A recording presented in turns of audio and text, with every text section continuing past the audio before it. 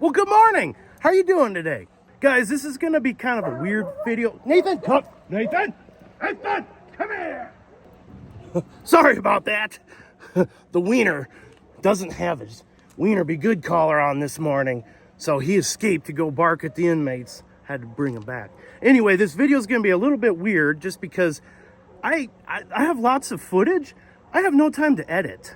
I'm just busy all the time. You know, it's hard to sit down. I've been more busy this past couple weeks than all summer, and I don't know why. So anyway, sorry, it's discombobulated. I fixed the one fuel sending unit issue in that Duramax. We got it all squared away. I don't have footage of it going together and go straight from that Duramax operation to the square body. Very discombobulated. I don't like being that way. So take it for what it is. I apologize. Enjoy.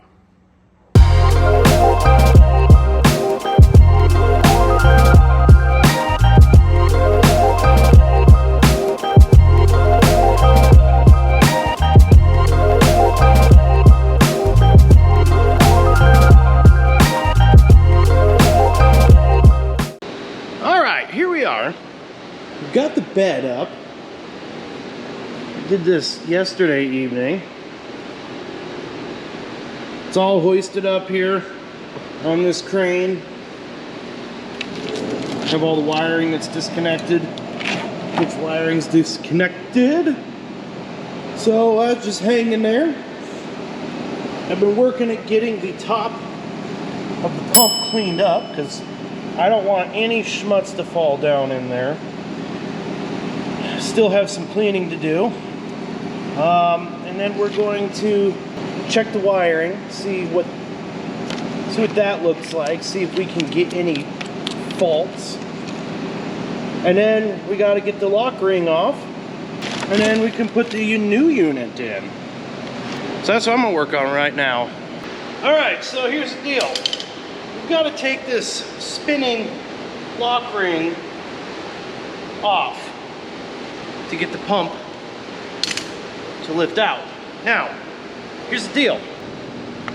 You can take something like a pry bar or a screwdriver and a hammer and tap this in a counterclockwise manner and unlock it. See, here's the locking tabs. I think you can see that. But that's a pain in the butt, and it doesn't work so good all the time, and sometimes stuff breaks. We don't want to break anything. So we're going to try something a little different here. They make tools for this. Well, I happen to have a spanner set for like timing belt applications, and it has different little size jobbies that screw on the end here. These are the extendos. So we're going to put this in the tabs and try to do this in a semi-proper fashion. Will it work? I don't know. We're gonna attempt it. But I gotta turn these around because of reasons. Anyway, we're doing this. Okay, that's lined up. I've got my socket, my ratchet. All right, let's give this a whirl. Oh! I think it worked. Something happened. Yep, came up. One piece, didn't break. Now, this is where we gotta be real careful because there's a lot of schmutz. And I don't want anything to fall in the fuel tank. Nothing at all. Zero, zilch, nada. So, we're gonna approach this in a ginger manner. Try not to screw anything up. So first I'm gonna take the shop back, clean around there. Do that first.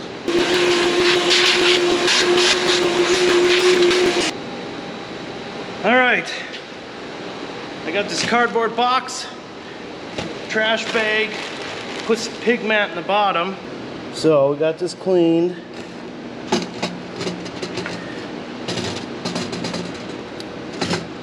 Diesel's such a pain. All right, we're gonna set that right in here. Okay, and here's the fuel tank. I think we've managed to stay pretty darn clean. That's a plus. So we're just going to clean this area up and get that prepped to slide the new one in. All right, here's the new pump and fuel sending unit. Going to take this float, fuel level float, and we have to hook it up to its little bracket here. So it just slides down on top. We're doing this gingerly so as not to potentially break anything. There, and it just snaps right in there, see? So this is how your fuel level gets monitored. There's a little rheostat that measures resistance, and this is full. Now, what I'm noticing is this is a little different than the one I pulled out. If you notice, the one I pulled out has 3 supports, and this has 2. Otherwise, it looks to be identical.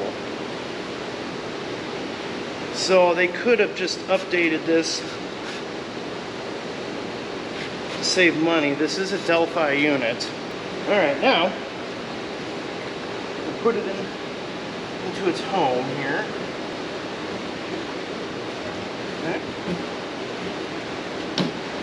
I think that's going to work. Now, one last thing. Got to put the O-ring on. I'm going to get some assembly lube for it. All right. Got this assembly lube here. Well, they call it assembly goo now. And we're going to put that on the rubber O-ring to help it seat. Anytime you install an O-ring anywhere, you want to lube it up. That's why you put oil on your oil filter and you screw it on so that gasket on the filter doesn't seize. If you're working on an AC system, you gotta use a special lubricant for those O-rings. All right, now we've lubed it, we're gonna set it aside, being very careful to not get the stickiness of the lubed up O-ring to attract any dust, dirt, or grime. Now I'm gonna lift this back out, we'll put it all together and then put it home. And then we just push it down in. We're mindful of the orientation. The old one came out. The new one goes in the same way. Okay, we gotta get our ring. Lock ring! All right, we gotta redo our seal here. All right, it's started. I have to get into the locking tab. So, we get our handy dandy spanner here. And because we're going opposite direction, we gotta change our pins to the other side. Ha! It worked though, we're good. Now we just gotta hook our lines up, take protective caps off, etc., etc. All right, let's talk about these GM Quick Connects. The way these work, now you know your regular, some Quick Connects use a little tool you gotta slide in there, like your heater hose stuff, but these particular ones, if you look inside, there's those 2 flat edges. See those 2 flat edges? Well, here's the plastic. The top looks like this, the bottom looks like that. Top or bottom, I guess it doesn't matter. What you want to do is you push down in the middle of this plastic tab, and I'll show you inside what it does. So if you push down,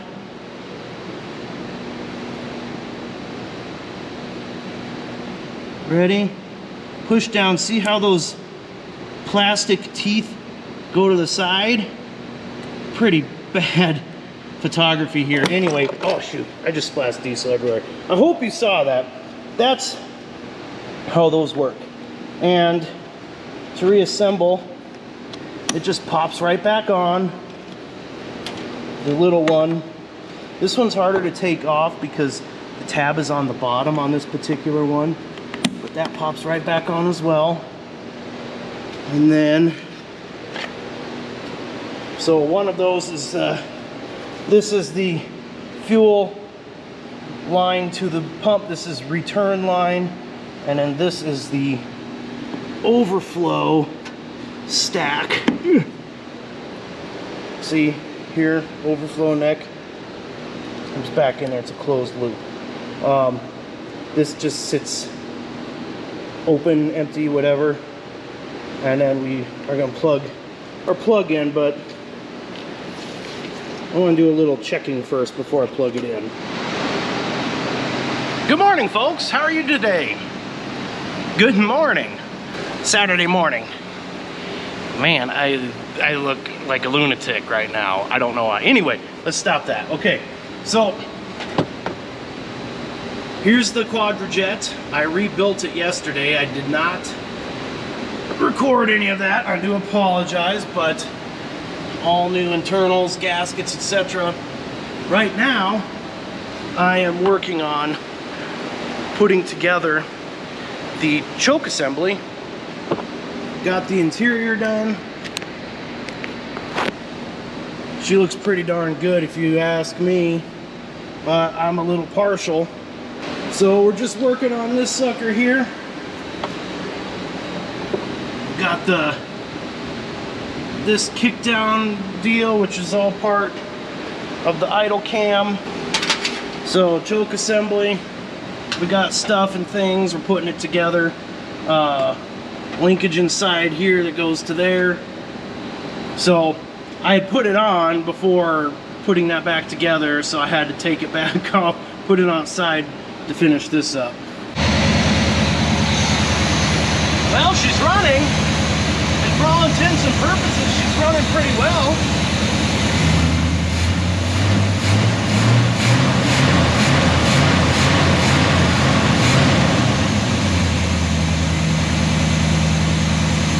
I mean, I'm not gonna complain. Oh, what do you know? I go to drive it, get ready to head to the car show, and guess what? I've got a hole in the radiator. It's basically this upper radiator hose. Looks like it's just bent and the solder's died. So we're gonna resolder it.